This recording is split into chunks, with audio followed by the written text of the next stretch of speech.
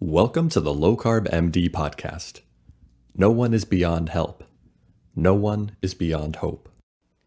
As we have always said, we are bringing you medical information and cutting-edge science, but none of this is medical advice. Please seek out input from your own doctor.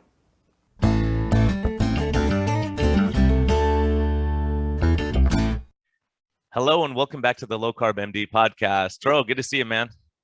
I'm glad to be here. This is going to be a little bit different. We're delving into exercise today.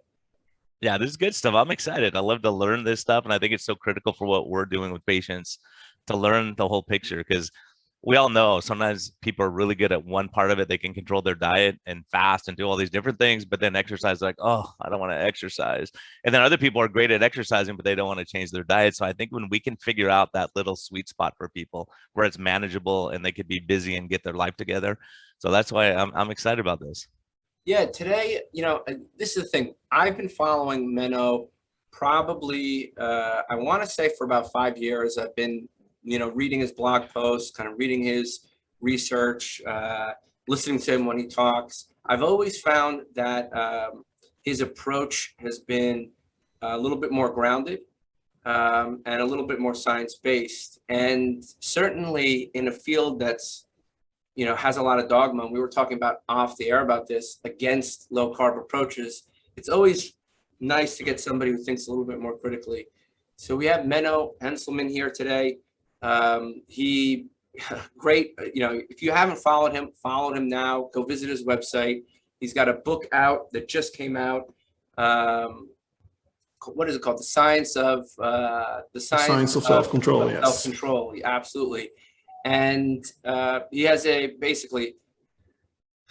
master's from the University of Warwick. He's talked extensively, lectured extensively on fitness and bodybuilding, and help us, us two lowly docs, understand how to get our patients to understand the benefit of exercise, what they should expect.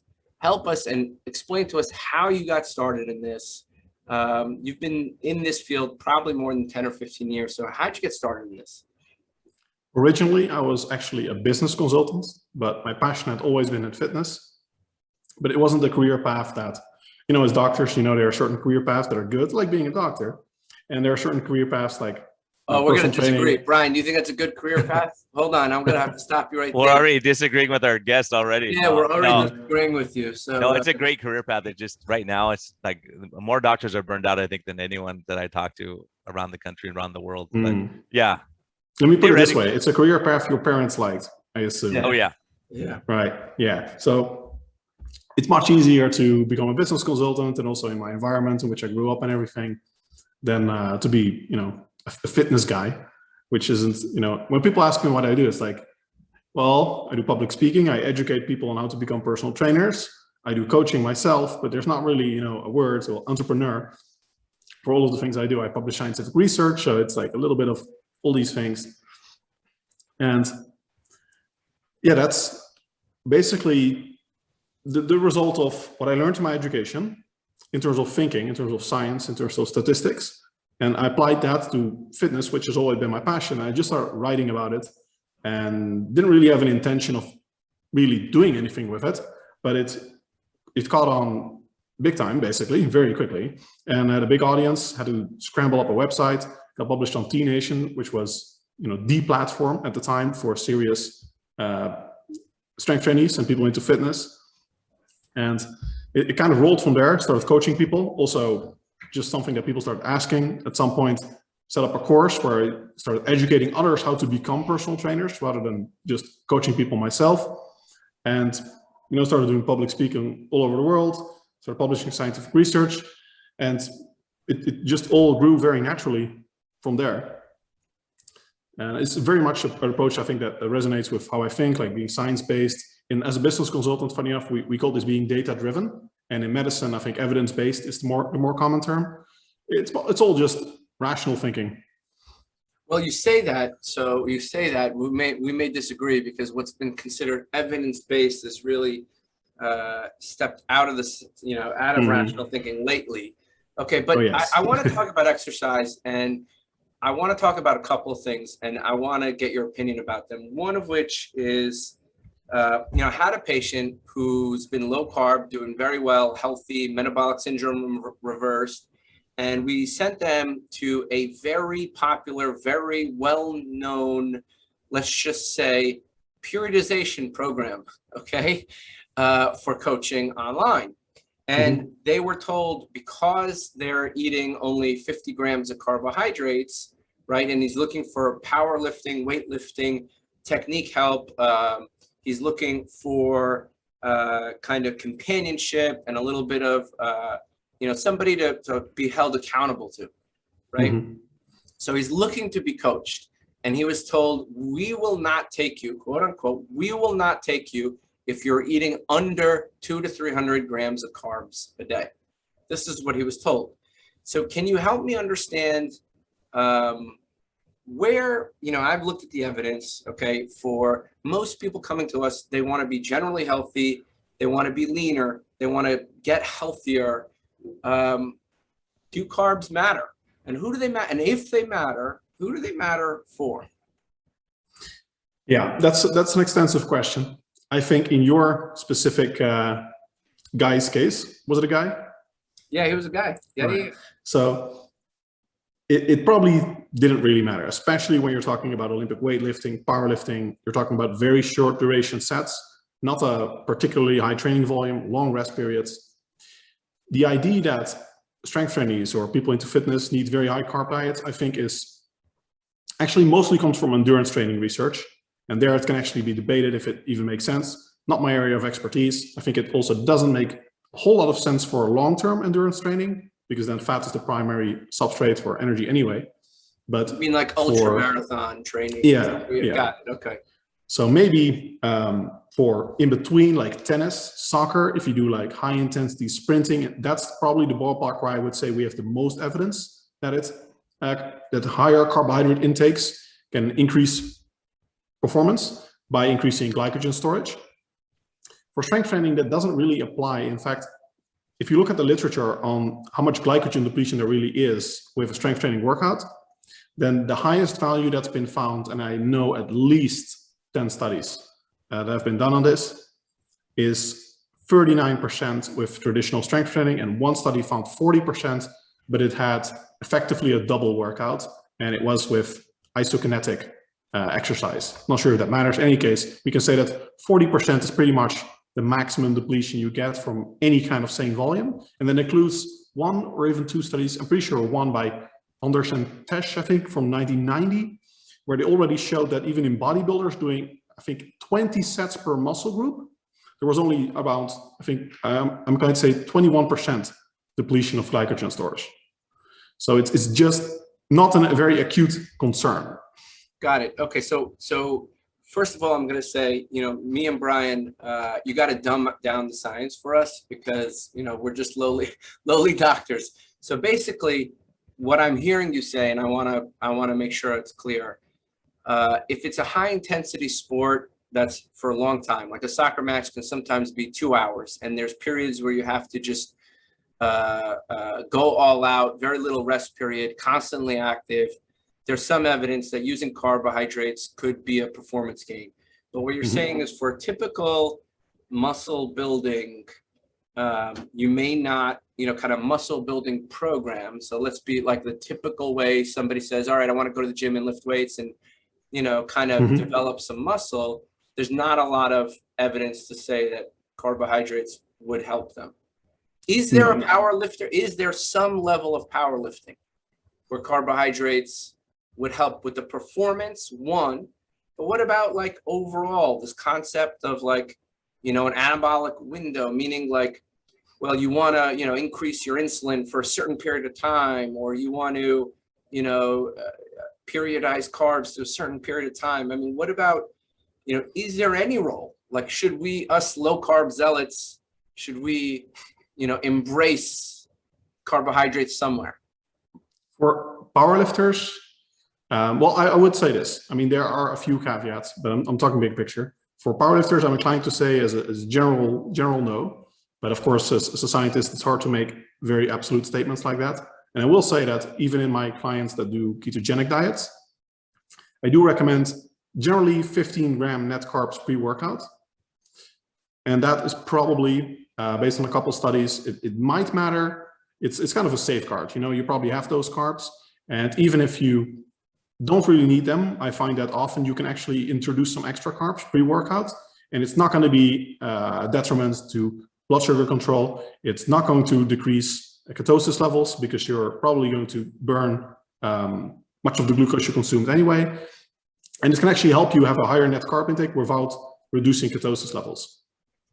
So I am a big fan of that, even in ketogenic diets, but 15 gram net carbs is a far cry from like the traditional approach, which is probably, I think what you said, like 200, 300 minimum. I think a lot of people would say that anything below like 200 is, very low carb, even though by evolutionary standards, I think that's a very normal type diet for humans. Got it. Brian, tell me if I'm hearing this right. So basically, the idea here is, okay, look, you're about to put in some serious time and effort into the gym. A small amount of carbohydrates, probably not detrimental, possibly slightly beneficial. So if you wanted to include carbohydrates in your diet, a little bit pre-workout might help you out. Is that, Brian, are you hearing the same? Yeah, absolutely. And I think there's definitely cases where that's reasonable, especially if you're a thin athlete and you're working out, like, okay, you're going to burn them off. You're going to burn that fuel source. You're going to be working out. But the problem I've always seen in the gym is there's a guy who, he's got 20 minutes to do a workout, or he's going to run on the treadmill for half an hour, jog on the treadmill for half an hour. He's 350 pounds, diabetic, and he's drinking a Gatorade. And you go, okay, you're defeating the purpose of what you're doing.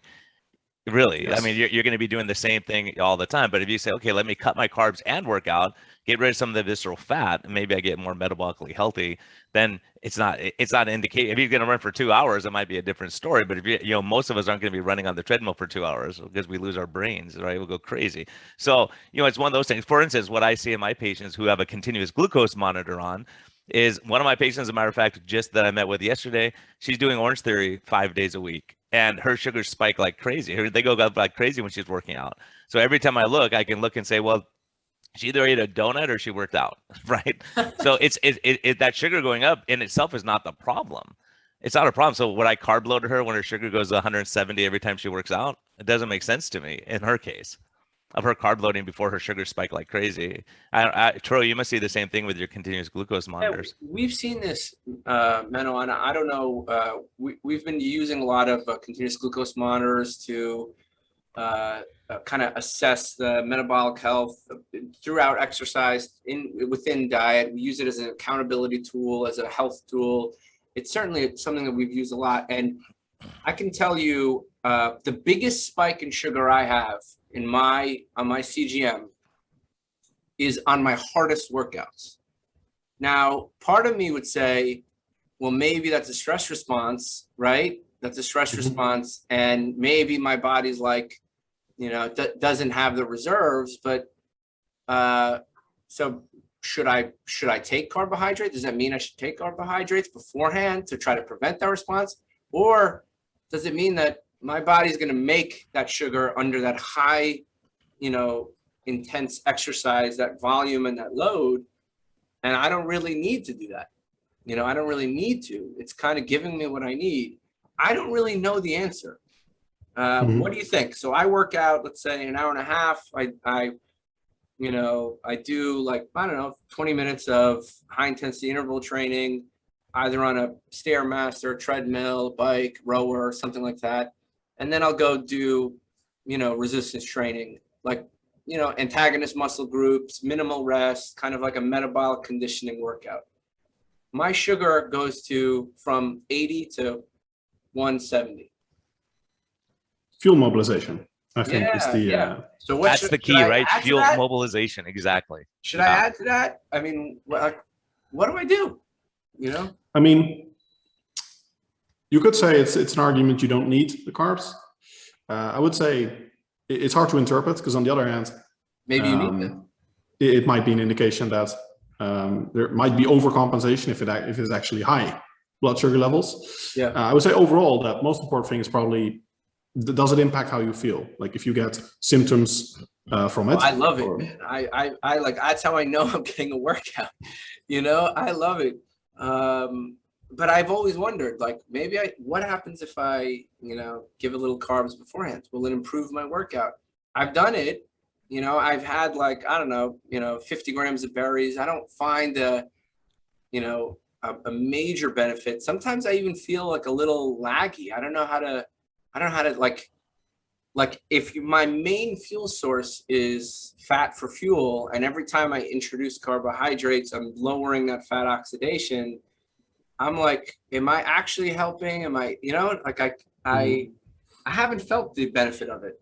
I haven't felt the benefit. It's very difficult to really feel the benefit because we're talking about a few reps difference. Typically, even in research where you do see benefits, it's often verging on statistical significance. So hard to say if it really is a quantifiable benefit. And that's probably also why a lot of people that are very adamant about the benefits, I think there's a big psychological component. And a recent study by Naharudin found that, so basically what they did is, that makes it easier to understand. They had people do a workout in the morning, strength training workouts, and they did the same with endurance training, and actually had the same results. So it's 2 studies, and you can think of them as mostly identical, one just added on the other. When you give people a breakfast compared to not eating at all, their performance improved. However, then in the second study, when they gave them a placebo breakfast, so a sham breakfast, it was modified gels that did not actually contain energy. I think it was 21 calories. So carbohydrate intake was trivial. Performance improved similarly. So it was not, in fact, the consumption of energy that improved performance, but either some psychological effect may be related to hunger because they did report lower hunger levels, which I think if you're used to fasting and stuff won't be an issue, but for people that aren't, maybe it is. Maybe that detracts from the workout. In any case, it's not the fuel per se that improves workout performance. It's either just a placebo effect, this idea that I need the carbs, and if you don't get them, then you're probably self-sabotaging yourself already and you won't give it 100% during your workout, and therefore performance suffers. But we can say, based on those studies, it's very convincing evidence for a lot of people. There's probably something else going on than really the direct provision of energy that's fueling performance. That's kind of fascinating, Brian. Yeah, and I think that's true. And I think when you start looking at it, if you're fat adapted, I think you're going to have a different reaction. If someone's been low carb keto, they're going to have, as an example, here's an anecdote. A friend of mine was a professional soccer player, so he's very fit. Then he gained a bunch of weight. Then he wasn't, and then we ride our bikes. We go for a bike ride on the weekends, and I would like torture him. It was like miserable for the guy. And he goes, "What do you eat for breakfast?" And I said, "Well, I don't eat breakfast. I generally don't eat breakfast when we're going to ride." And he's like, "How do you do that?" And we started talking about low carb and keto. So he goes low carb, and he crushes me now. So I hope he has a bad week. Like when he goes on, like he travels a lot for work. If he's eating carbs all week, and then we try to ride in the morning, he's miserable. He's like dying. If he goes out drinking, then any of those kind of things just really screw up your performance. So if one of us is out of ketosis, we're going to struggle that day. So I've said, okay, I'm going to have to cheat a little because he's getting really strong. I'm going to have a little low carb cereal for breakfast or something like that before we ride. I don't think it makes a difference for me at all. I don't know, Tro. What do you think, man? Well, you know what? That actually is a great question. This is another topic we could talk about. So, the presence of blood branch chain amino acids, right? But like fasted workouts, let's talk about this. And then meal timing, like how frequently does somebody need protein under optimal scenarios and just realistic scenarios? So the people listening to us, it's somebody who's like just starting to exercise. Maybe they're doing, 1 or 2 sets per muscle group, maybe spending, getting a good sweat, 45 minutes in the gym. How much protein do they need beforehand? How much protein do they need after? How frequently should they eat? And is there this need to have, something in their system beforehand and something after and something 3 hours later? Like, help me understand how much protein, how often, should somebody take a branched chain amino acid or protein before their workout? What do you think? I think BCAAs I'm almost never really a fan of. I think a complete protein is almost always better. Like if you look at the research, it's just you're getting the BCAAs if you consume like whey or just some dairy, even just a piece of steak. And you're getting the BCAAs in that, plus all the other amino acids. And what you see in research is that when you consume just BCAAs or just leucine, it's like you're flipping on the switch of a light bulb, but there's no electricity. So you're creating an anabolic signal, but there's no substrate. There are no other proteins, no other amino acids that the body can use to actually start synthesizing proteins. So muscle protein synthesis levels and net total balance, they don't typically improve if you're just consuming BCAAs. I think it can be mentally beneficial for some people that feel more sluggish after if they have a meal and then work out. But I think you can get used to it. It's mostly what you're used to probably in both scenarios. So no major role for BCAA, even with fasted exercise. So that was the other, I always thought, okay, can we push I've seen the literature on BCAAs, and it seems like a scoop of whey protein is probably the same as, and cheaper than BCAA. Yeah, cheaper, funny enough, that's the ironic part. Yeah, so but what about if you push it to the extreme? Somebody who eats very infrequently, would it help? I often wonder if it would help. If you're doing a high volume workout and you're really interested in maximizing muscle growth and performance, I would not recommend training fasted. Yeah. I think for most people, if you're looking for 20-minute workout, 1 set per muscle group, probably not going to be a big deal. But the advantage, especially of protein, I'd actually put more emphasis on protein than carbohydrate, is that you create another signal for anabolism. And mTOR is an enzyme that in the body basically looks at all of these signals that the body has, like what's this person's testosterone level? Do we have amino acids in the blood? Did we just exercise? And then based on that, it creates a signal to start protein synthesis and build new muscle tissue, like contractile muscle tissue, myofibrillar protein synthesis.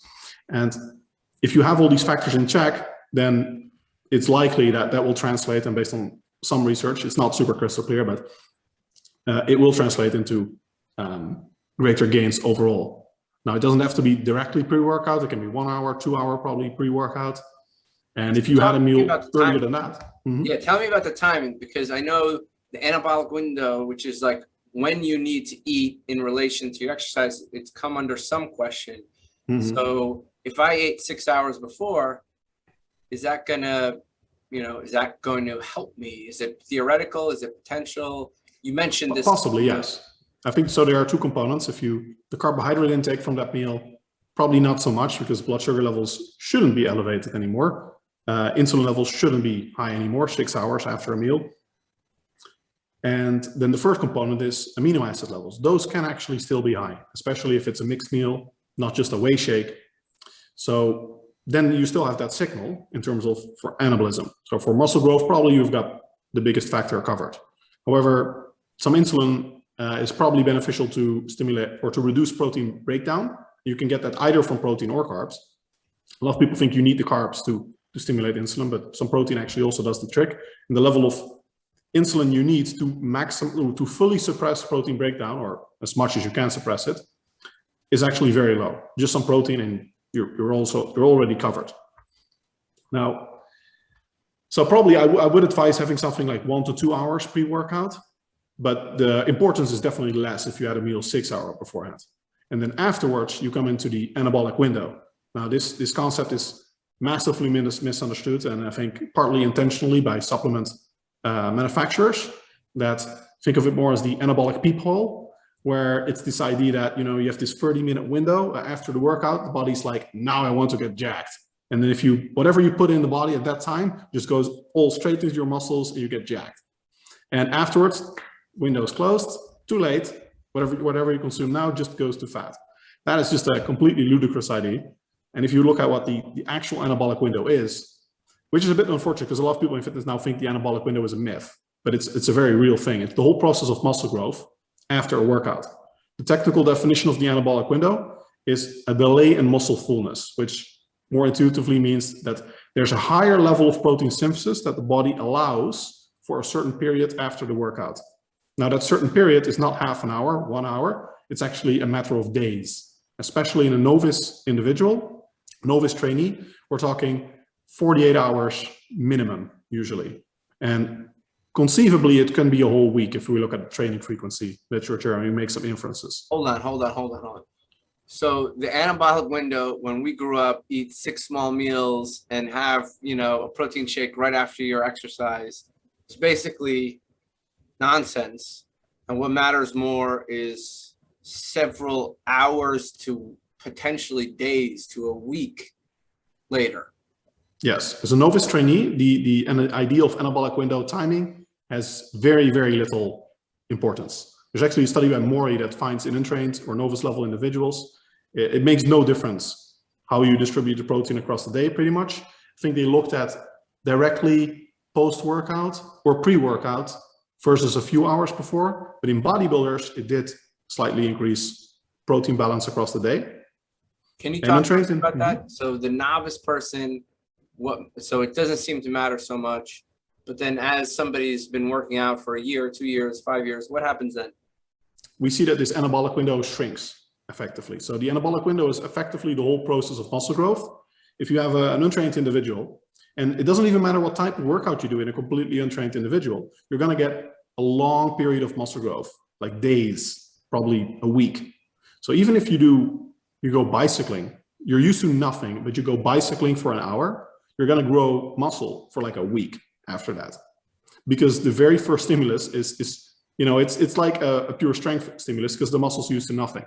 But as you get more advanced and the muscle tissue specializes, we can see that it needs a more potent stimulus to advance further in one direction. The first time you go to the gym, you lift weights, you're going to be out of breath. I'm not out of breath anymore, or not much when I do a strength training workout. If I do a cardio workout, then I'll be super out of breath. That's going to be a limiting factor. But for me right now, when I go to the gym, the limiting factor for my muscles is pure force production from the contractile tissue. Like my muscles are just producing as much force as they can. That's the adaptation that's now going to occur. They're going to get stronger, bigger. Can I talk about this for Brian? I know you're looking at to talk about this too, because this is what I tell people when you are just starting, and tell me if I'm wrong. I think pretty consistent. I forget the study. Maybe you'll remember it. Let's say you're training a certain muscle, right? I think one set to failure as a novice, as just somebody just starting, one set to failure of a certain muscle group gave you maybe like 60% of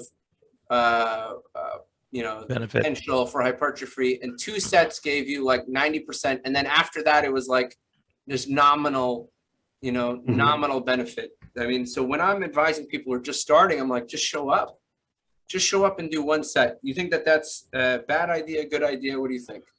Just people that were just starting, not yes, definitely. And I mean, just showing up is by far the most important part. So what you're talking about is the diminishing returns to training volume. Yeah. And the diminishing returns are steep. So especially as a novice trainee, you're looking at, well, pretty much I think the numbers you say are pretty correct. You have a lot of bang for your buck with just 1 set. If you do 2 full body workouts per week, where you do 1 good hard set for every muscle group, you're already going to get to a decent point. Now, over time, you're going to have to do more. But if you're starting out, just making sure you're getting those 2 to 3 workouts in the first place is already going to be a massive, massive step. Yeah, I think that's that's something that people don't understand. A lot of times they're looking, Brian, the psychology of this, maybe you can help me understand.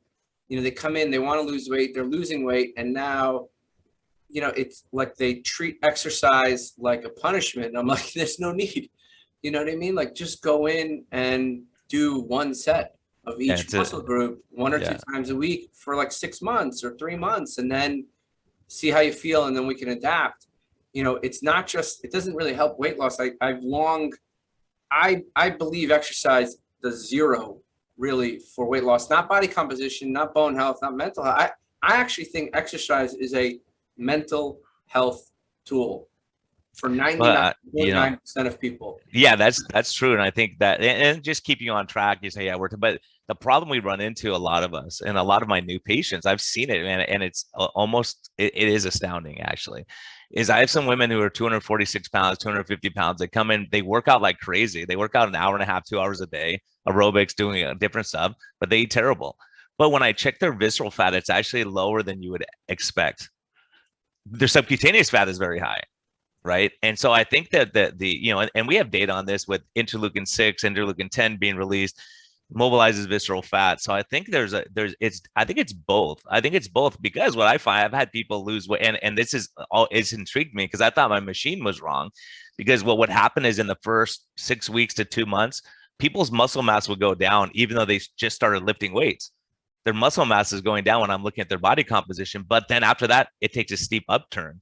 So I think, and Jeff Cotterman, who's a local guy who does a tri-system nutrition here, and he said that's expected, because you're burning fat out of the muscle. You lose muscle volume initially, then you burn the fat out, and then you start putting muscle mass on.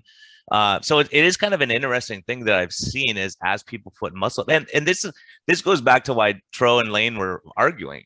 It's like Lane is seeing these big muscle guys. If they eat a Pop-Tart every once in a while, who cares? It's just, they're just gonna, it's energy partitioning. Where are you going to put the energy? In your muscles? Glycogen stores? Okay.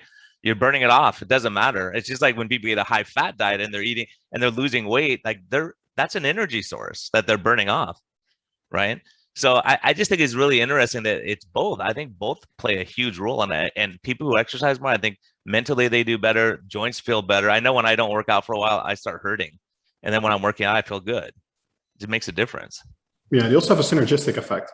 I think diet is by far the more important factor for fat loss, but there's research that especially strength training can help reduce appetite and also improve satiety signaling. So it also makes the diet easier. And there's also research, also behaviorally speaking, that people that try to do both at the same time, they start exercising and they start dieting, they're more successful than people that just try one. Because there's this idea that some people, you start one step at a time, and there's a lot to be said for that. But there's also a time to make a big change in your life, like make a significant change. Start going to the gym, start focusing on your diet. Doesn't have to be perfect, but you're starting with it. And often you see that when you make a change like that, it feeds into each other. I think the word that's also used is cornerstone habits or keystone habits, where things that improve other habits in your life as well, because you just feel better. And yeah, you get more control over your life. Yeah, you bring this up, and I think we should mention this. One of the if you look at the National Weight Control Registry, which I think has been bastardized really and over-cited, but I'm going to cite it here: 90% of people who maintain weight off exercise nearly daily. Right? When we look at statistics in our own, we have 1,000+ remote scales, and we ask people what's going on in their lives, right? When they gain weight, when they regain weight, right? They lost weight, now they're gaining 5 or 10 pounds. We ask them what's going on. It's never, it's always consistently stress. 100% of the time, the patient reports that they're stressed. I've never seen a more clear signal in my life. So help me understand this, because when we do interventional trials with exercise, right, very minimal fat loss, very minimal weight loss, right? Mm-hmm. So as an intervention, right, exercise is nominally efficacious for fat loss or weight loss, right? I think globally, without diet control, yes. What's that? Without diet control, right? Yeah. Now, but yet 90% of people who maintain weight off exercise. And consistently in our practice, and we're going to publish this, 100% of weight regain is due to self-reported stress. So it's led me to the conclusion that exercise is a mental health benefit. Prove me wrong. I think that's very true. I think satiety signaling, mental health benefits, overall healthier lifestyle, like the feeling of control, of being successful, setting goals and striving towards those. And probably there's also some bias towards people that just do insane amounts of exercise and they never really learn to diet, but just because they do insane amounts of exercise, they can still, maintain leanness, but then it's not really a signal of what the successful path is. Yeah, I'll tell you guys something more about a type A type person. Yeah, I'll tell you, type A person. Yeah. Along those lines, one of my really great patients, I was looking at his continuous glucose monitor. I was glancing at it before we met. And I was like, man, I wonder what happened last week. His sugars were like running 80s and 90s. Now he's running 120, 130s consistently. I was like, that's weird. So I just started talking. When we started talking, well, he got this huge job offer and he was stressing about whether he should take it or not take it. His sugars, it was a 30 or 40 point jump consistently. No change in meat, because I thought he changed his meter maybe or something. That it was and he goes, I've eaten the cleanest I've ever eaten this week. I'm even clean and his sugars are crazy.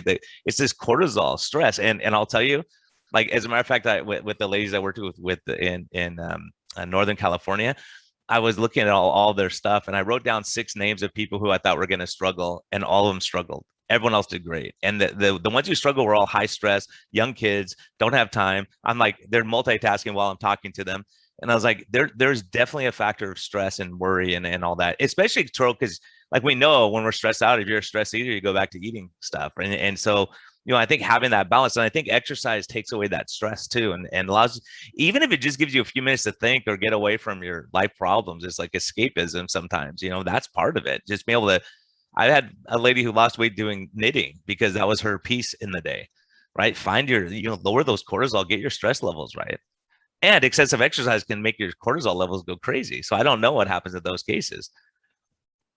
Yeah, I think lifestyle factors in general, sleep as well, not just stress, but also sleep, have huge impacts of actual long-term outcomes, both health and physique-wise. And they're majorly underrated, and especially diet adherence. I think that's the most important thing, especially more short-term stress. You see that diet adherence is so much more difficult in people that are stressed because they use, it's part unsuccessful dieting because they use food as a reward, as a mental, source of relief, which is very ineffective because it provides very, very transient, very short-term relief.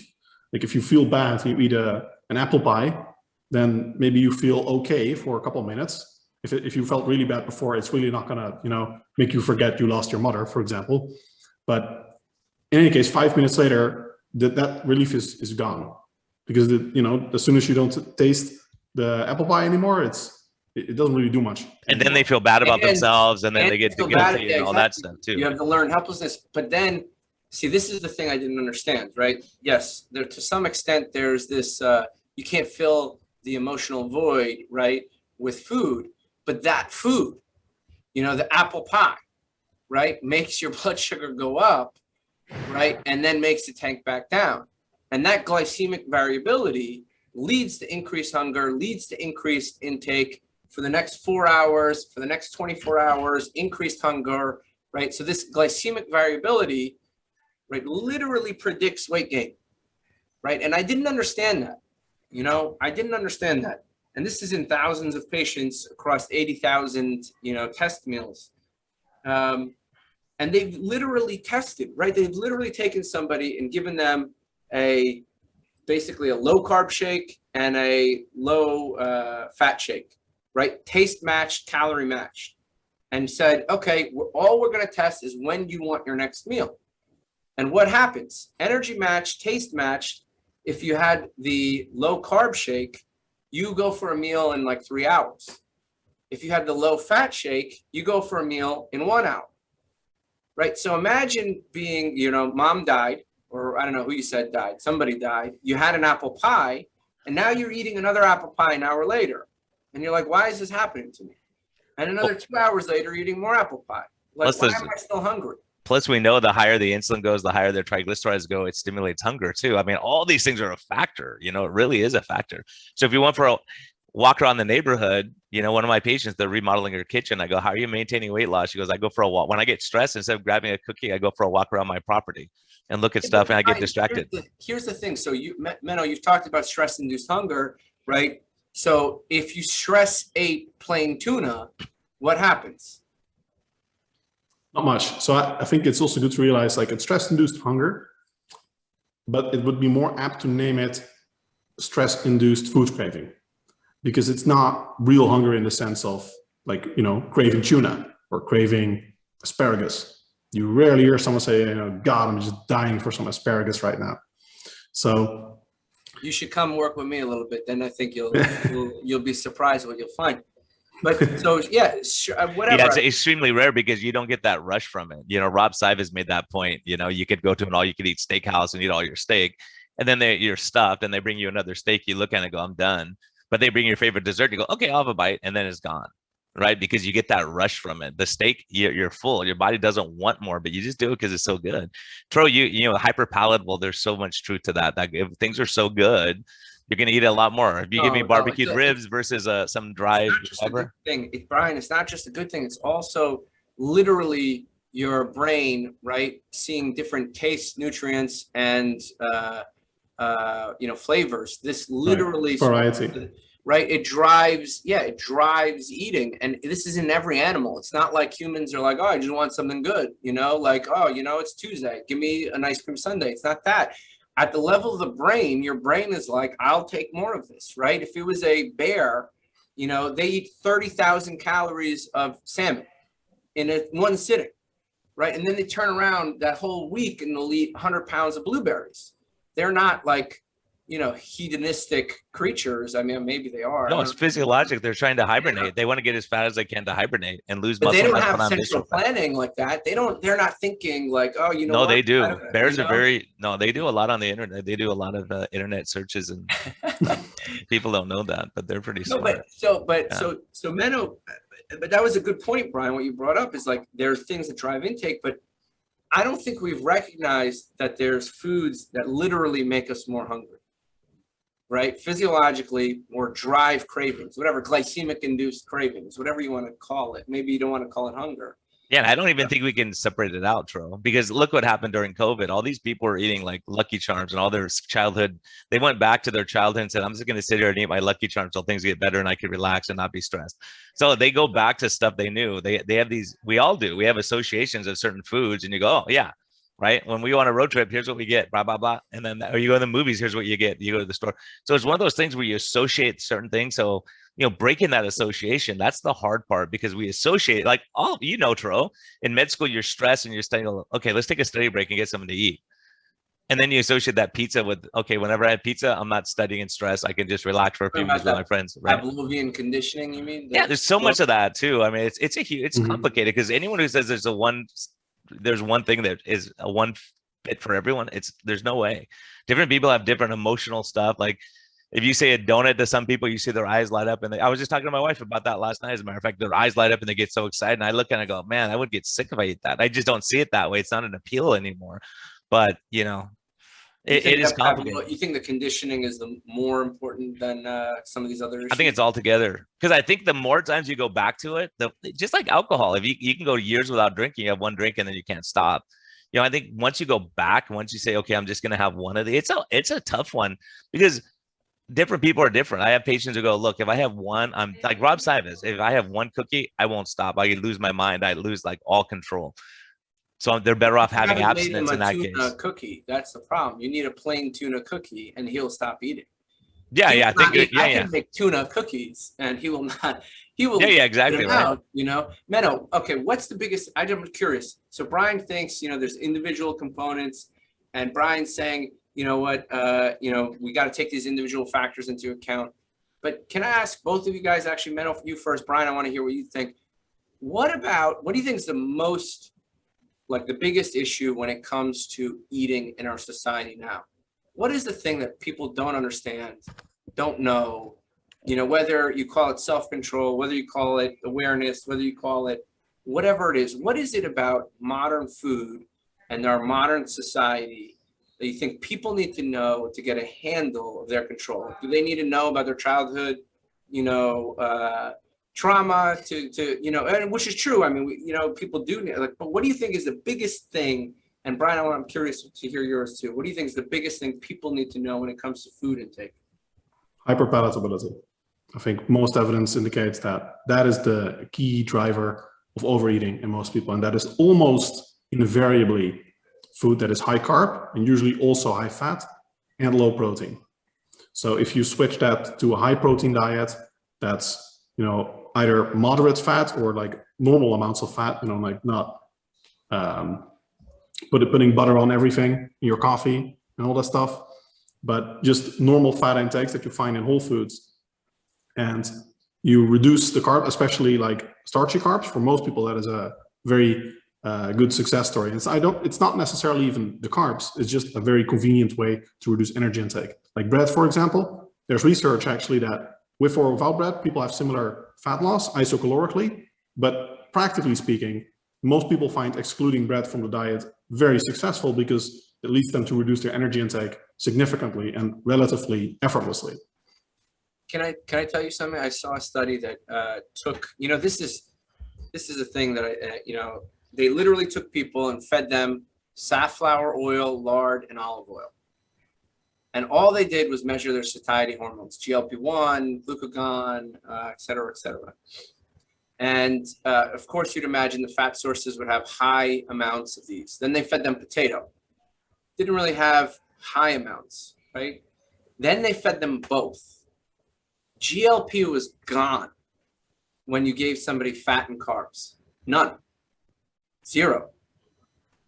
You know, it was, so even these foods, the way we eat them, you know, I think, you know, the way we manipulate our foods and combine them, I think, like, you know, imagine a baked potato with butter, right?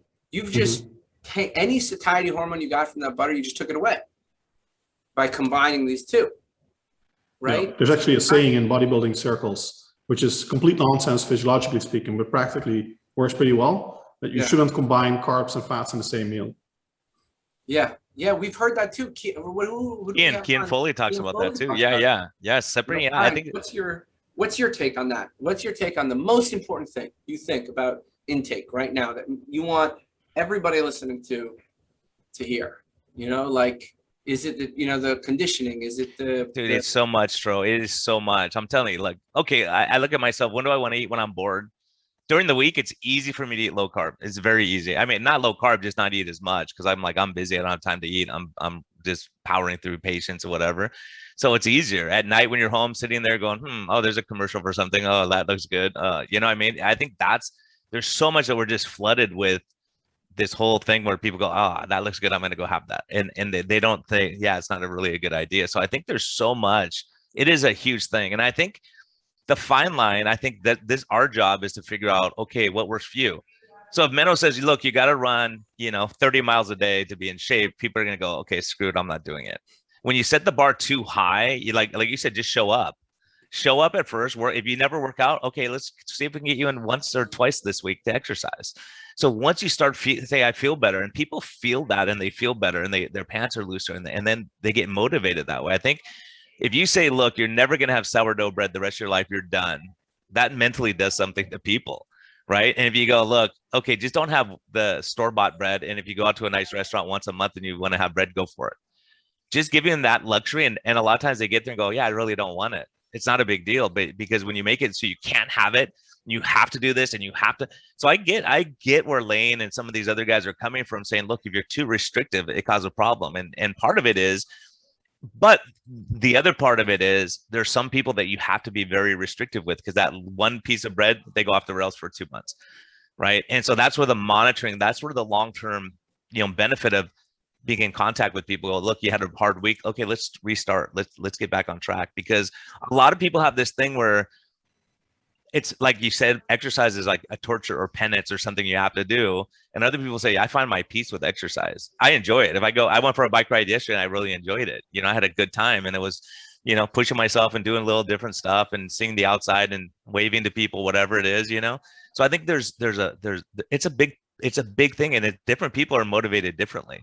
Some people are super intense type A, and they're going to try to break all the records. And they're like, you get them into a class like a Orange Theory, and they're going to bust it because they want to beat everyone else there. Other people are like, oh, I don't want to, it's too much for me. I feel out of place. And if you're 400 pounds, it's hard to say, okay, you're going to go do this super intense workout.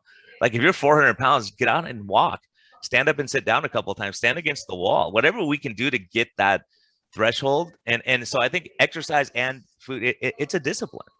At some point. So how do you cultivate? So basically, it's individualized. I think you have to individualize. Some people will tell me, look, I have people that I tried to fire from my practice. I go, look, just, you're done. You get this. You're doing great. They're like, just having this on keeps me accountable.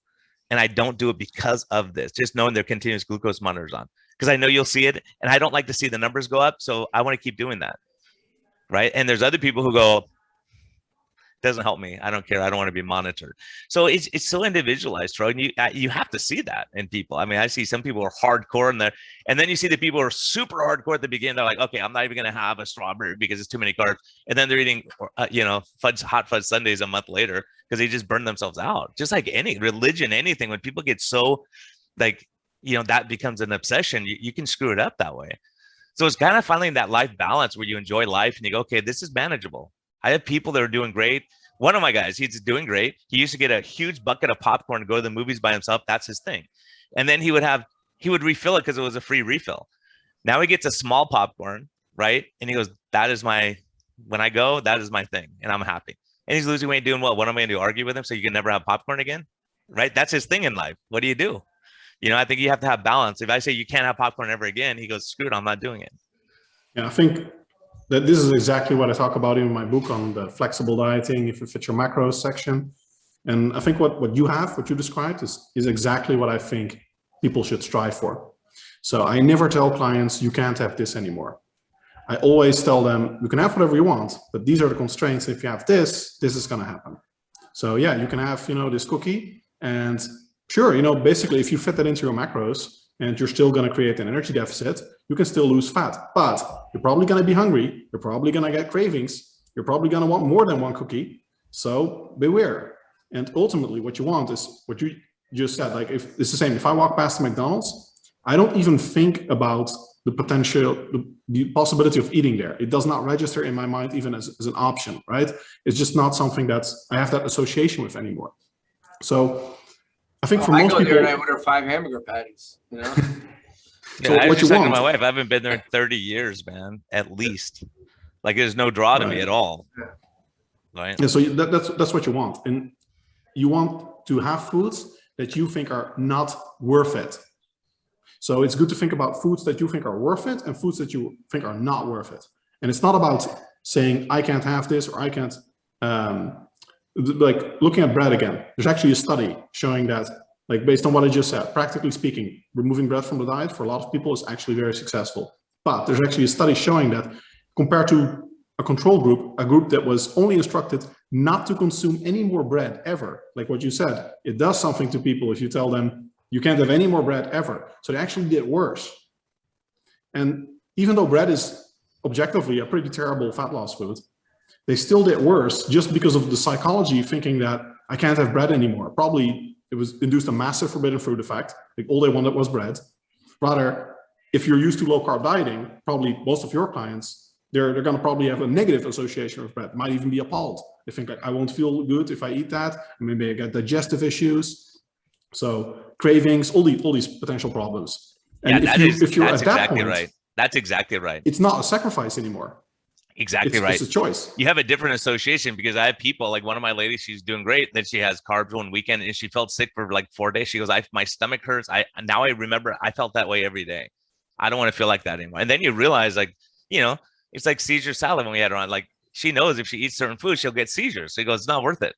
So at some point you go, okay, is it worth it? Am I really obsessed with losing that one? So if you're one of your patients ate a piece of sourdough bread, okay, so instead of losing 1.4 pounds, you lose 1.2 pounds. Does it make it that much of a difference? Like, really, in the scheme of life and everything else going on? Or, it's their anniversary dinner or something. I mean, it's the same thing. I think I just had this discussion with my patients. We did a Zoom meeting and said, how do we survive the holidays? Like, some people go, I'm just gonna have a little tiny bit of each thing and then I'll be happy, and I'm gonna fill up on my meat and protein, and I'll have a little taste of grandma's whatever. Other people, I'm not having any of that stuff. I'm just doing. So what works for you? Ultimately, like, I think a lot of it is pre-thinking it and saying, I don't want to get totally off track. Because Tro, if we can maintain it during the holidays, then you're ahead of the game for sure. Here's a problem, right? So I'm going to tell you my problems. I talked about this yesterday. This whole, like, don't tell us all your problems, Tro. Whatever diet you can adhere to, okay? Whatever diet you can adhere to, whatever you can do nonsense. I'm going to just be very honest. It is a way to blame the patient. It is a way to absolve the person giving the advice of any responsibility. That is my honest opinion. It makes you feel better, and you feel better to say whatever you can do, because it takes you out of the equation. It makes us less responsible. It makes us less responsible people. It doesn't. So it doesn't, because there's consequences to our actions. So at some point you go, okay, look, you could do whatever you want, but there's going to be consequences to that, right? Right. So, but here's the problem. I don't think most doctors and most trainers actually know those consequences. Menno talked about flexible dieting. How many people talk about flexible dieting and have no clue about the study I just mentioned, where there's clearly a decrease in satiety hormones when you combine certain foods? There's nothing wrong with those foods, right? But there's certainly an impact. Who knows about that? Who actually knows? who knows But you know, the impact of the glycemia, right? I'll give you the That's on counter. I'll give you a little bit of the counter. So if you go, Brian, here you go. Here's some baked potato and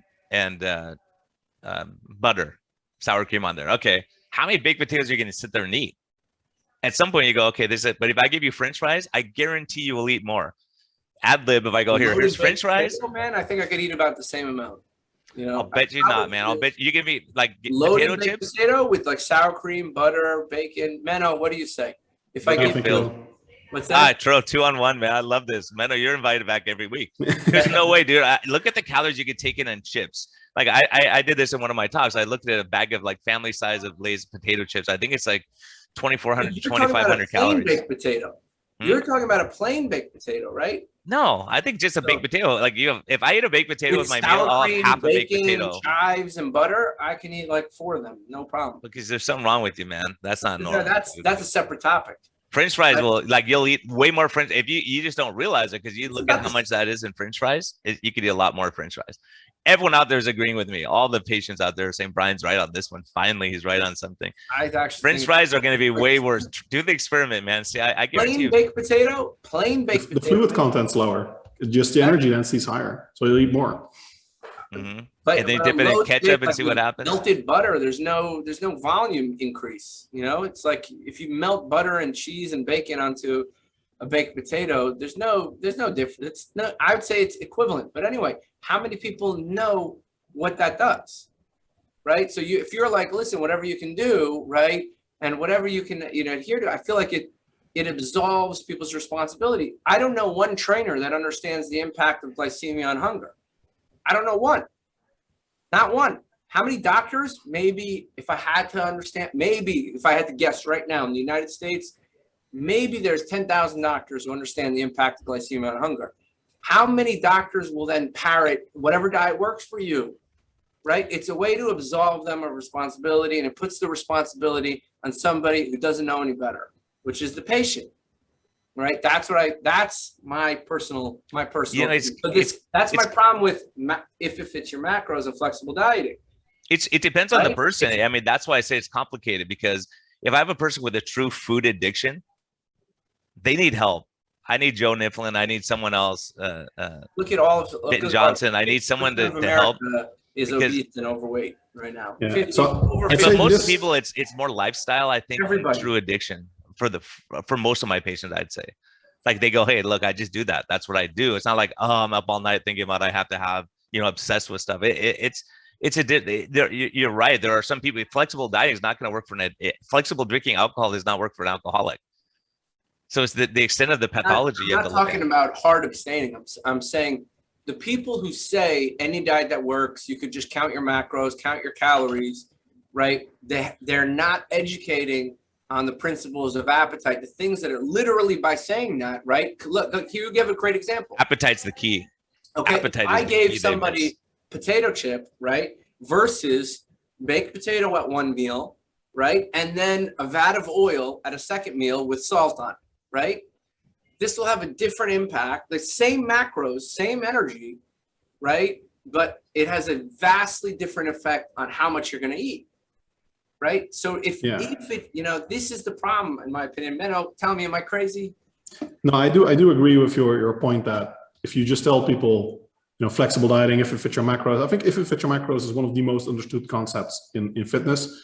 And a lot of people interpret it as you can just eat whatever you want. It's like, as long as you lower your energy intake.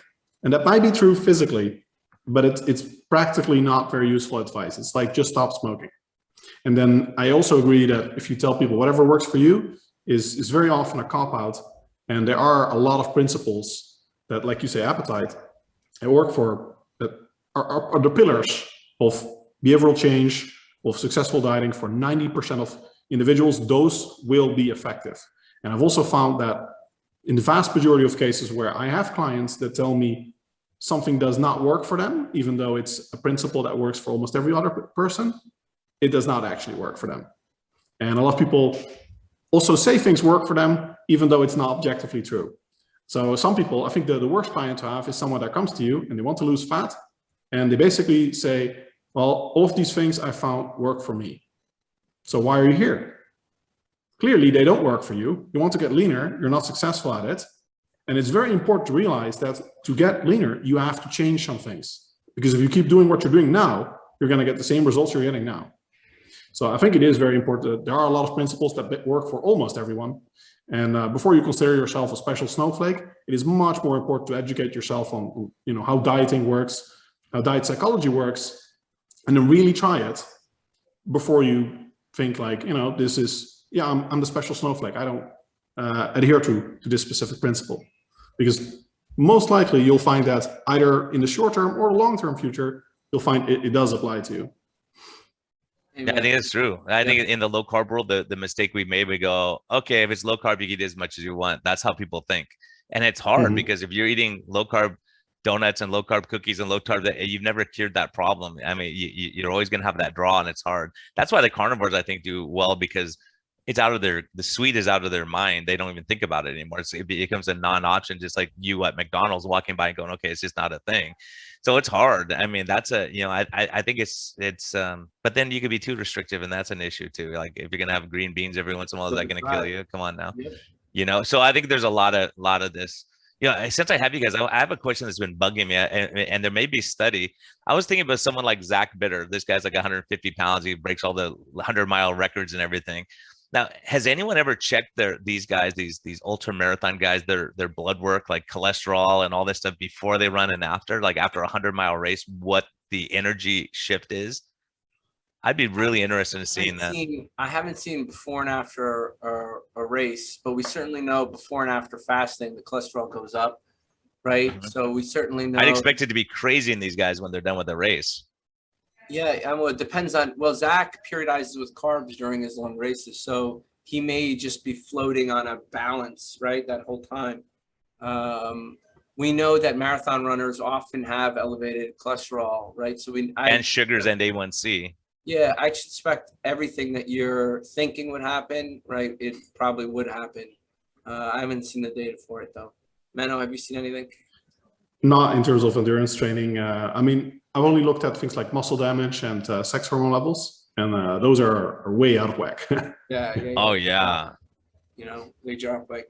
Guys, this has been awesome. Menno, yeah, thanks so much. If somebody wants to find you, get in touch with you, read your book, guys, I highly recommend it. A balanced opinion. And here's the thing: in this type of field where you have somebody advising on exercise, kind of bodybuilding, muscle gaining, to have somebody who's open to the data and not dogmatic about kind of carbohydrates, it's always appreciated with me. So Menno, you have a place that, if you ever want to come back and update us, we'd love it. My pleasure. Yeah. How do people find you? MennoHenselmans.com. Probably the easiest way is if you're new to my content is you can either on my homepage, or if you do MennoHenselmans.com/subscribe, you'll find my free email course. And then you'll get a tour of, I think it's 14 lessons, lots of content, lots of science, free lessons, the things that people like the most, posts that were most appreciated, my most popular works. You just get a tour of all that, and then you can see what you like. Awesome. All right. Awesome. Wait, I have one more question on the way out, Tro. Oh, no, how about your book? Is that on the website? Yeah. You'll find it there as well. It's about the science of self-control. I think a lot of these topics, flexible dieting, if it fits your macros, how to make your diet long-term sustainable. The biggest chapter of the book is about how to make dieting easier. There's also a chapter on how to make working out easier, how to reduce perceived effort in the gym, because there are actually a lot of tools that you can use to still get the work in, but it won't be as mentally draining. So I think that ties in a lot with a lot of the things we discussed as well. And what's your take? Sorry, Tro, man, I gotta just on the way out. I know people are gonna have questions, but if you have questions, please post them. What's your take on cardio versus weights? If someone works out, they go, look, I only have 2 days a week I'm going to work out, or 3 days. What would you tell them? Like a busy executive. Yeah, so we can do this as an encore. There's actually a lot of research on this, including a meta-analysis by, I think, Clark et al. And a recent study confirmed that, funny enough, strength training is more effective per minute of exercise, both for health biomarkers and fat loss, and of course muscle growth and strength development, than cardio. Because in the long term, acutely it's not, but in the long term, because with strength training, you're investing in a better metabolism, more muscle mass, which creates better blood sugar control, better appetite signaling compared to cardio as well. High intensity exercise has more favorable effects. You're increasing your metabolic rate by increasing your body weight, or at least muscle mass. You're also increasing the amount of energy you burn while you're exercising, doing other things. So it's a long-term investment into a higher energy expenditure and a lower energy intake, whereas cardio is more of a one-time effect. And because fat loss and muscle growth by themselves are also very potent effects for your health, they actually outperform cardio, at least compared to like no strength training. But even a combination is worse than strength training in the research, because you're having these better body composition results, and therefore also your health improves more. Now, if you want to get like perfect optimal health, probably you want to do some endurance training sort of on top of that. But if your time's limited, I think objectively strength training is actually by far the more effective or efficient choice. I agree. And just one. Sorry, Tro, man. Yep. We don't get smart guys here that often. One other question: if someone says, "Look, when I go to the gym, like Tro," like I was thinking about when Tro was saying he goes, "Hey, I go to and he does his cardio first, and then he does his weights." I now do my weights first, and I do cardio after. If I'm going to do something, does it matter? Yes, there's also actually a meta-analysis on this from a lot of studies, and better to do cardio after, because the cardio does not suffer from the strength training, because both are effectively a long, substrate depletion endurance training. So if you just think of it as a long period of exercise, then you still get that stimulus. Whereas if you do the cardio before the strength training, at least if it's strenuous, it reduces the performance of the strength training session due to possibly central nervous system fatigue, just some muscle damage. So you get better overall performance. I'm going to give a caveat. Okay, I'm going to give a caveat. I do HIIT, 1. So, and 2, I specifically am, train for 5Ks. So I do my running HIIT beforehand. Like that's my. Because that's what you're training for, really. Yeah, that's exactly. It makes sense. Yeah, makes sense. Then it makes sense, because the thing you do first is basically the thing that improves more. So if cardio is the more important thing for you, then you should do it first. Awesome. So I'm not wrong this time, Brian. No. Menno, thanks so much, man. I love your approach. It's really awesome. Finds an acorn, Guys, this has been awesome. I have to head out, and this has been great. Menno, thank you so much for coming on and kind of breaking those myths up for us. I really appreciate it. Brian, it's always a pleasure. Yeah, thank you so much, both of you. It's nice being around smart guys that help us out here, us old docs with gray hair on our chins and stuff. So it's great. It was great talking to you guys. Joining us. No, great having you. Thanks so much. Thanks for the time. All right, Menno. Have a good one. All right, take care. See you. Hey everyone, we just wanted to let you know we have Doug Reynolds here from Low Carb USA. We want to talk about the Boca conference, is one that's impacted me, and that, as a matter of fact, that conference kind of changed my life and my career path to a degree. Hearing Rob Sivis and all the great people there kind of inspired me to make some life changes. So Tro, what do you say, man? Oh, absolutely. These conferences are just so helpful. Doug Reynolds, Pam Devine at Low Carb USA, to create this community. And now, as this all kind of progresses and the low carb movement and metabolic health movements continue to grow, I think, I'm remembering more and more the value these conferences had, especially after these past 2 years. And I'm definitely looking forward to coming back to Boca. When was it, Brian, we went last time? Was it 2 years ago? 2 years ago. I didn't have a hotel room. I had to crash on Tro's couch, man. I got confirmation this time, man. I think I'm good. You got your own room this time. My own room. I get to sleep by myself. It's going to be great. So Doug, welcome. Tell us about the conference, man. We're excited. I haven't had a chance to see who's all talking and all that. So give our listeners an update. Yeah, thanks, man. Well, you mentioned Rob Sivis, so he's back again, which is always exciting. We've got you and Antro both speaking as well. Dr. Ben is back. Some new people. Amber O'Hearn is gracing us with their presence, which is going to be awesome. We've got Ken Berry coming, which is going to be interesting because there's a couple of people that want to talk to him about his opinions on exercise and stuff like that. So, especially Dr. Ben. So that's going to be interesting. Dave Diamond, Dr. David Diamond is back. He's spoken at a couple of our events, but he's the anti-statin guy, mainly, and always got some really cool new research and stuff that he presents about that. Somebody that Nina Teicholz actually introduced me to is Dr. Johannes Skoll, who's coming from Germany to come and speak. Amazing guy, internal medicine doc. He's specialized in emergency medicine, specialized in nutritional medicine, specialized in sports medicine. He's qualified as in preventive medicine, which I'm not even sure I've heard of that here in the States. It's something in Europe, or definitely obviously in Germany. But he's the chairman or the president of the German Academy of Preventive Medicine.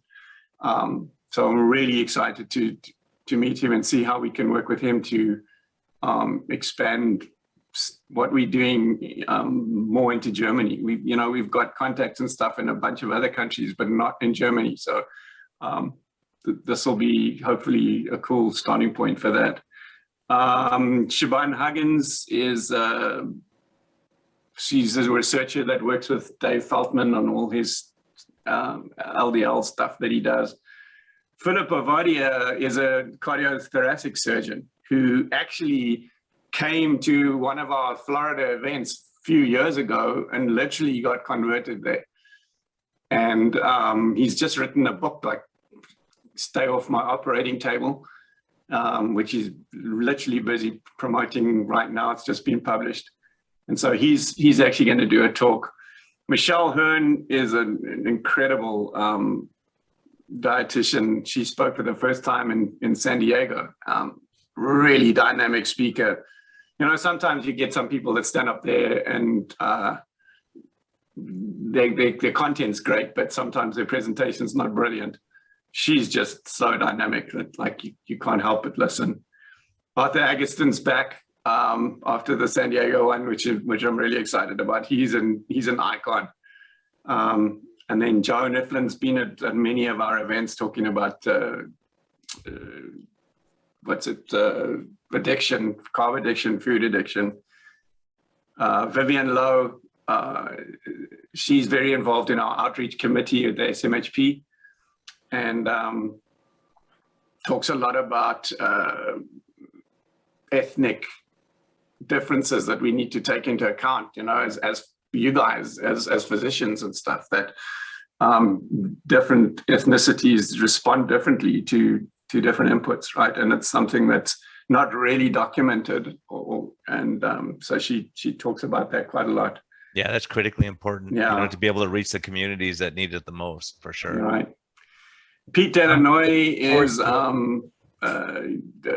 talking about gout, which we haven't actually ever had a talk about gout and the benefits of this lifestyle on that. So that's going to be really interesting. And then, since it's only a 3-day event, unlike San Diego, that was like a full house for us. But then I was talking with Marco Cazella, and he really wanted to come and do something. So what we've done is we've set up I think on the Sunday at lunch, we're going to do a whole workshop teaching people like that want to now implement it, like practical stuff, especially about deprescribing and stuff like that, because he's been involved in writing papers with Eric Westman and a bunch of other people on that particular subject. So yeah, we kind of bursting at the seams in terms of our lineup for this event, and it's pretty exciting. Yeah, and I'll tell you, if you can make it, it's amazing. I mean, we saw, when I was in San Diego, we saw Arthur Agatston. We saw all these like 4 or 5 of the giants having a discussion between sessions, and you think, wow, this is incredible. Like, to hear their takes on things, and just to be able to engage a lot of them I got to sit down and talk to and see them as people, and it's pretty amazing stuff. Yeah, it was a privilege to be in the room for that, and it was one of those things that we could not have scripted it better if we tried. It just evolved into this amazing discussion, yeah, but that's the kind of thing that I think that's the best thing that's ever happened at one of our events. But there's similar things like that happening all the time in the expo area, you know, at dinner at night. The dinners, that's one of the things that's different to San Diego, is that everybody gets to come to the dinner at this event. So, and it's all included in the price of the ticket. Friday and Saturday night, the chef, we actually were working with him a couple of days ago on the menu for this, and we work really hard with them to make sure that it is really genuine, proper keto food. So that's exciting too. I can't wait, man. I can't wait. It's going to be great, and it's nice, warm temperature. We can escape the cold. I know it's nice in San Diego all the time, but you know, escape the Northeast cold is always going to be nice. I really look forward to Ken Berry, Arthur Agustin. All the speakers sound really interesting. And I heard there's one guy who's really going to give a great talk there. Collision. Yeah, amazing. Hey, and also, Doug, this will be available for people who can't make it? Will be available online? It's available. You know, we always did used to have a live stream, but we never really promoted it. And then once we did these 2 virtual events a couple of years ago now, because of COVID, we became fully aware of how valuable it was for people that weren't able to travel. So, so yes, that's if you can't attend in person, then the live stream option is available, and that gives you access then on an ongoing basis to all the videos from the event after the event. And the people that attend in person also get access to all those videos as part of the deal with their ticket. Awesome. I can't wait. I hear they're raffling off a picture of Tro in his spandex shirt when he's working out, but I'm not sure. I don't want to confirm that yet. Could be. I can't wait. I'm going to enter the raffle in for sure. And you got to have a discount code for our people. Yeah. So I think they should know it by now. It's LowCarbMD. It's like pretty difficult to remember, right? LowCarbMD gets them 20% off their cart. So if they are ordering the CME certificate as well, then they add that to the cart, then the code takes the 20% off both things, the ticket and the CME certificate. That's awesome. Awesome. Hey, Doug, thanks for joining us. I'm glad we could talk about this. I'm really looking forward to it. It's going to be nice to see everyone again. In nice warm Boca. Yeah, looking forward to it. And so, and you know, just that was what was so cool about, I mean, Brian, you were there in San Diego. Just the excitement of everybody actually seeing people again and being able to be in the same room and have discussions and talks again was so special. And I'm hoping that it's going to be the same in Boca. Can't wait. Awesome. Looking forward to it. Okay, cool. Thanks very much.